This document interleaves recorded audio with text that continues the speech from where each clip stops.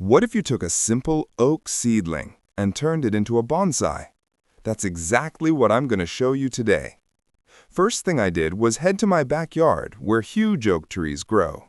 They drop tons of acorns, so every spring you can find little seedlings popping up everywhere. I dug up one that looked promising and brought it home to work on. Bonsai trees are planted in small, shallow pots. That means this long taproot definitely needs to trim.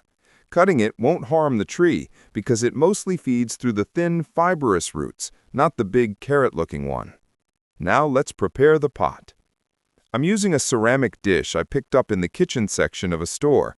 I drilled a drainage hole in it because where I live, it's hard to find real bonsai pots, so we improvise. The soil for bonsai should be light, airy, and filled with mineral components. Some people even use fully mineral mixes and just fertilize regularly. I don't have akadama here, so I'm using expanded clay, zeolite, perlite, and whatever other gritty ingredients I have. I'll also use sphagnum moss to stimulate root growth. Before adding any soil, the large drainage hole needs to be covered with mesh. That way our soil mix won't fall out during watering or when we move the pot.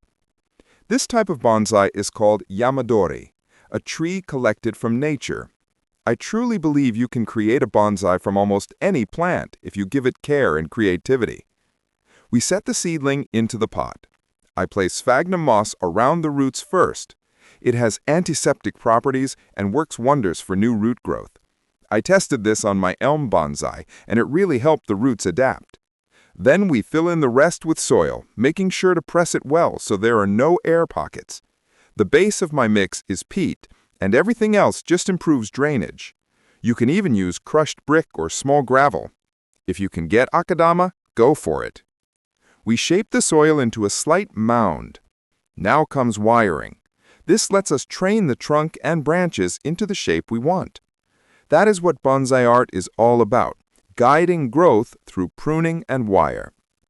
Usually after 6 months to a year, a wired branch will hold its position and the wire can be removed. I found a rubber-coated wire from some old electronics. It won't leave many marks on the bark. After wrapping, you can bend the tree into the style you prefer. I chose a simple plastic S shape. It will grow like this while it sets its form. I'll keep this small lower branch for now because it helps thicken the trunk. Later, I can prune it off. Time to decorate with moss. I'm using fine moss that grows all over the city. Before placing it, water the tree well. For the first time, you can even soak the entire pot so everything gets fully moist. Lay out the moss so there are no big gaps, or design your own composition. You can leave some soil exposed or add stones. I'll cover the whole surface for now. Just remember that moss loves humidity and cooler conditions. Here it is, a tiny oak bonsai. In spring, I hope it will push fresh buds and show new life. I'll keep it in an unheated greenhouse over the winter and update you on how it settles in. If you enjoyed this, hit like, subscribe to the channel, and I'll see you in the next video.